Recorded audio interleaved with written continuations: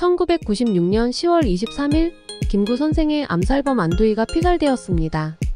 안두희는 백범 김구를 1949년 6월 26일에 암살한 인물로 이후 한국 역사에서 가장 큰 논란을 일으킨 인물 중 하나로 남았습니다.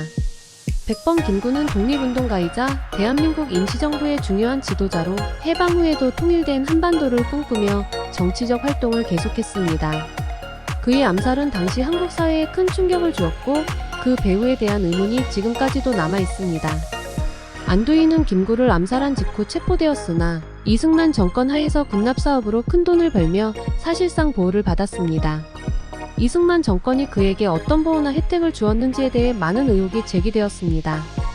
이승만 하야 이후 안두희는 사회적 비난을 피하며 숨어 지내는 삶을 살았습니다. 국민들의 강한 반발과 여론으로 인해 이민 쫓아갈 수 없었으며 지속적으로 국민들의 분노의 대상이 되었습니다.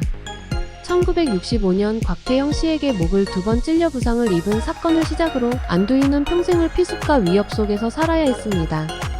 특히 1992년에는 권중희 씨에 의해 김구의 묘소에 끌려가 강제로 참배하는 수모를 겪었으며 그 후에도 민족의 배신자로 낙인 찍혀 끊임없는 보복의 대상이 되었습니다.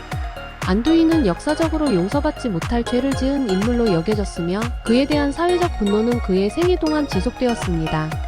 1996년 10월 23일 버스 운전기사였던 박기서 씨가 정의를 행하겠다는 의지로 안두희를 공격해 그를 사망에 이르게 했습니다.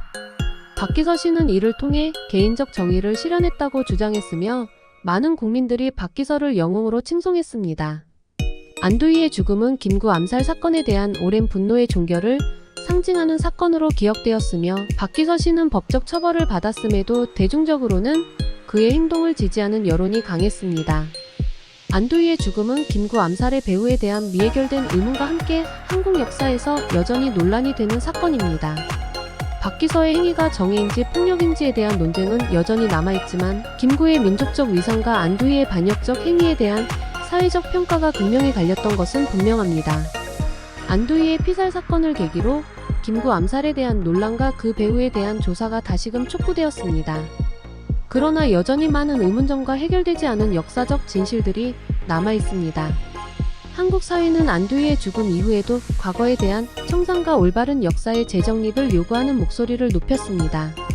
이러한 과정은 대한민국의 민주화와 사회적 정의의 실현에 중요한 이정표가 되어갔습니다. 결국 김구의 정신을 계승하는 노력은 현재까지도 이어지고 있으며 많은 이들에게 과거의 교훈을 되새기게 하는 중요한 계기가 되었습니다. 박기서의 결단은 대한민국 사회에 큰 반향을 일으켰습니다. 이후 많은 이들이 김구 선생의 정신을 기억하고자 노력하며 다양한 기념사업과 행사를 통해 그의 정신을 기리고 있습니다.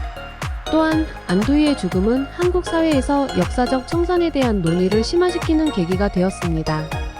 과거의 잘못된 역사를 바로잡고자 하는 움직임은 그 이후에도 계속되었으며 이는 한국 사회가 더 나은 미래를 향해 나아가는 중요한 원동력이 되었습니다.